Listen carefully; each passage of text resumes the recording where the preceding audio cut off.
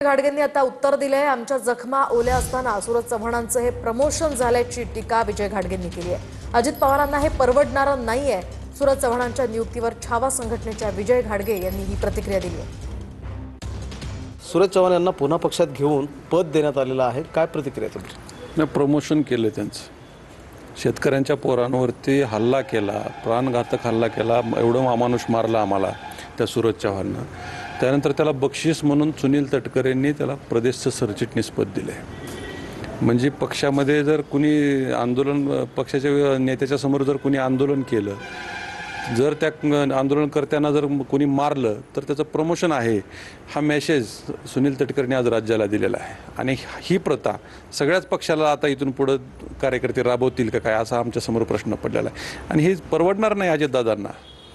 आज एवढा अमानुष मारल्याच्या नंतर 20 दिवस झाले नाहीत, आणखीन महिनासुद्धा ओलांडला नाही, आमच्या जखमा ओल्या आहेत, लगेच तुम्ही त्याचं प्रमोशन करताय, आमच्या जखमावर मीठ चोळताय तुम्ही शेतकऱ्यांच्या पोरांच्या।